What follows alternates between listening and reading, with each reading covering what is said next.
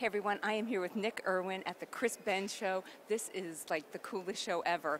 What is going on? Well, thank you, Maggie. I think for this season we wanted to do something very different from what we've done the last few seasons. Chris has always got great references. One of the references he sent me was Tiny Tim, who's like a kind of an arty icon in Japan, and the Japanese kids have gone crazy over him. Chris has been spending some time in Japan, so I think there's some influence of the Japanese hair in there.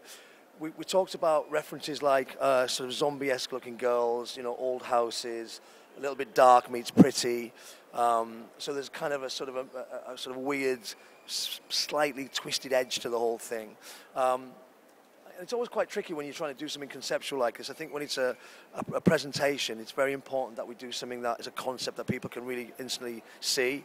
Otherwise, it gets lost. When girls walk, it's a completely different setup. So that's something that you have to take into consideration. It's a very simple technique of doing the hair. It's all braiding and then brushed out.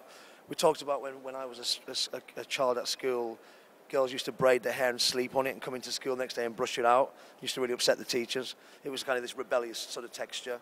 I wanted to see the ears, so we wanted to divide the hair, so obviously see all the details of the collars and the kind of silhouette of the shoulders. That was really important. So the hair's divided.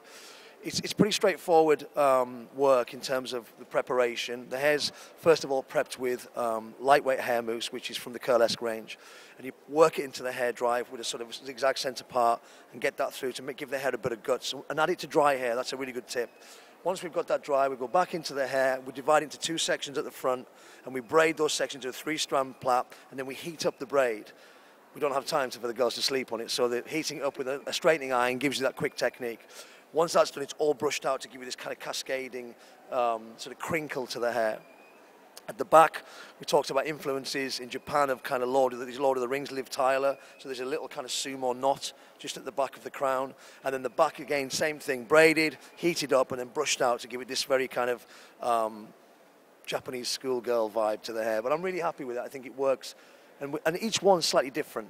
We've also done a little braid on the right-hand side. I think because it's a presentation, as you look down the line, you'll see on one side a little braid, so it almost looks like we've forgotten to take it out.